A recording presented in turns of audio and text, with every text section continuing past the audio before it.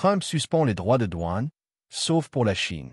Dans un revirement inattendu, Donald Trump a annoncé la suspension pour 90 jours des hausses de taxes douanières frappant une soixantaine de pays, mais pas la Chine, dont les importations restent taxées à 125%. Quelques heures avant cette annonce, Trump affirmait encore sur Truth Social qu'il savait ce qu'il faisait et encourageait même les Américains à investir en bourse. Ce changement soudain interroge. S'agit-il d'une tactique de négociation, d'un recul face à la panique des marchés, ou d'une manœuvre à des fins personnelles? Selon le New York Times, cette décision aurait été prise après que ses conseillers l'ont alerté sur l'instabilité financière provoquée par les nouvelles taxes. Certains membres de son administration, comme le représentant au commerce Jamison Greer, ont même appris la nouvelle en direct devant le Congrès. Pourquoi est-ce important? Des élus démocrates, comme Stephen Horsford, évoquent un possible délit d'initié, pointant du doigt des investissements suspects d'alliés de Trump avant le rebond boursier. Aucune preuve formelle n'a été apportée, mais l'opacité entourant cette décision alimente les spéculations. Dans le discours qui suit, le président des États-Unis expose une critique vigoureuse de la politique commerciale internationale, insistant sur la nécessité de rétablir des échanges équitables pour protéger l'économie américaine. Il dénonce non seulement les droits de douane injustes, mais aussi les barrières non tarifaires, la manipulation des monnaies et les accords déséquilibrés du passé, comme l'ALENA. Par ailleurs, il met en lumière une dimension géostratégique plus large. Selon lui, les excédents commerciaux massifs de certains pays servent à renforcer leur puissance militaire, alimentant ainsi une course aux armements coûteuses, inutiles et dangereuses. Il appelle donc à un redressement commercial des États-Unis, non seulement pour des raisons économiques, mais aussi pour préserver la paix et éviter une escalade militaire. Ce discours s'inscrit dans une vision plus large de refonte des règles du commerce mondial, à travers une posture protectionniste assumée et une volonté de renouveau national. Suivez cette intervention jusqu'à la fin et dites-nous ce que vous en pensez en commentaire. N'oubliez pas d'aimer la vidéo et de la partager autour de vous pour booster sa visibilité. Merci pour votre précieux soutien. Y a-t-il 2 ou 3 pays sur votre liste que vous pensez être plus avancés dans la réduction de leurs tarifs douaniers? Eh bien, je pense qu'il y en a beaucoup qui veulent se débarrasser des tarifs douaniers en ce moment. L'Union européenne, je veux dire, aussi mal qu'ils nous aient traités, ils ont essentiellement supprimé leurs tarifs sur les voitures. Je suppose qu'ils l'ont réduit à 2,5 par nuit ici. À rien. Ce ne sont pas seulement les tarifs, ce sont des tarifs non monétaires. Ce sont des tarifs où ils imposent des conditions qui rendent vendre une voiture. Ce n'est pas une question d'argent. Ils rendent aussi difficile les normes et les tests. Ils laissent tomber une boule de bowling sur le toit de votre voiture depuis 20 pieds. S'il y a une petite bosse, ils disent « Non, votre voiture ne se qualifie pas ». Quand la même voiture d'Allemagne ou autre se cabosserait de la même manière, à moins d'avoir un char d'assaut, elle va se cabosser. Alors ils inventent des règles et des règlements qui sont conçus pour une seule raison, que vous ne puissiez pas vendre votre produit dans ces pays. Et nous n'allons pas laisser cela se produire. Ceux-ci sont appelés barrières non monétaires. Ils créent des barrières si strictes qu'il est impossible de se qualifier. Donc les tarifs en font une grande partie, mais il y a une autre grande partie, et ce sont les barrières. Ils font aussi autre chose.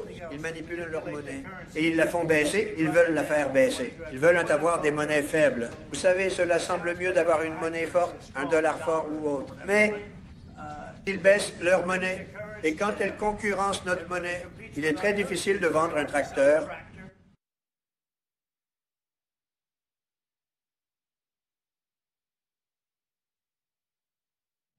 Et donc rend les choses difficiles. Je parle à beaucoup d'entreprises qui font des affaires, des entreprises de tracteurs, et elles disent que c'est difficile de vendre. Parce que ce qu'ils ont fait, c'est qu'ils ont baissé le yen ou ils ont baissé leur monnaie. Donc, il est très difficile de concurrencer.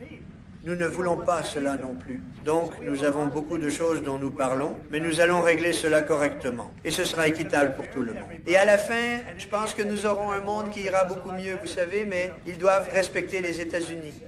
Personne d'autre que moi ne ferait ça. Personne d'autre que moi ne ferait ça. Vous savez, ce serait agréable de servir un mandat facile. Mais nous avons l'opportunité de changer le tissu de notre pays. Nous avons l'opportunité de réinitialiser la table sur le commerce. Nous perdons. des milliards de dollars. Nous perdons près de 2000 milliards de dollars par an sur le commerce. Nous perdons 1 billion de dollars par an avec la Chine. 1 billion. Nous perdons des centaines de milliards de dollars par an sur le commerce avec la Chine. Nous perdons des centaines de milliards de dollars au total.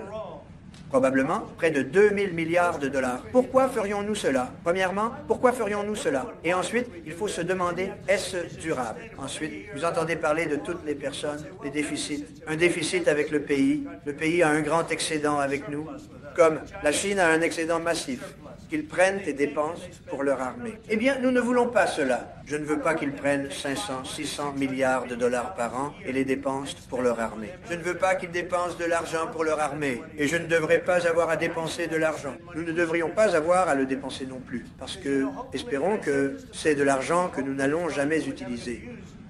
Car nous n'allons pas utiliser ces armes que nous avons et qu'ils ont. Nous ne voulons pas cela. Donc, ça va être très intéressant. C'est vraiment la seule chance que notre pays aura de remettre les pendules à l'heure, parce qu'aucun autre président ne serait prêt à faire ce que je fais, à le traverser. Maintenant, cela ne me dérange pas de le traverser parce que je vois une belle image à la fin. Mais nous faisons d'énormes progrès avec beaucoup de pays. Et les pays qui ont vraiment profité de nous disent « Maintenant, s'il vous plaît, négocions ». Vous savez pourquoi? Parce qu'ils se font battre sévèrement à cause de ce qui se passe. Ils se font battre sévèrement. Ils sont dévalués en tant que pays. Mais c'est la seule chance que nous aurons de remettre les pendules à l'heure sur le commerce. Et quand nous le ferons, nous nous en sortirons très bien. Nous aurons un pays économiquement fort. Et nous aurons ces usines qui sont vides partout aux États-Unis. Nous avons perdu 90 000 usines et manufactures. Pensez à cela. Vous ne penseriez pas que c'est possible. 90 000 usines et manufactures.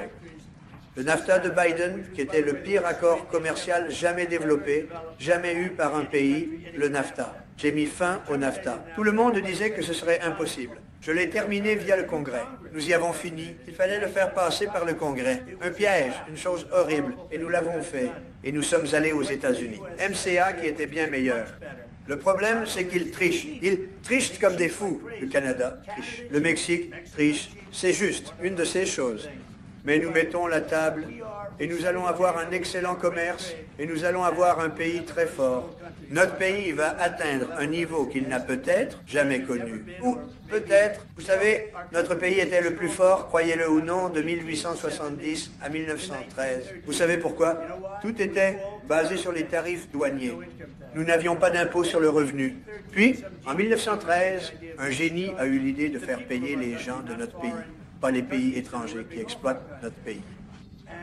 Et le pays n'a jamais été relativement, n'a jamais eu ce genre de richesse. Nous avions tellement de richesses, nous ne savions pas quoi faire de notre argent. Nous avions des réunions, nous avions des comités.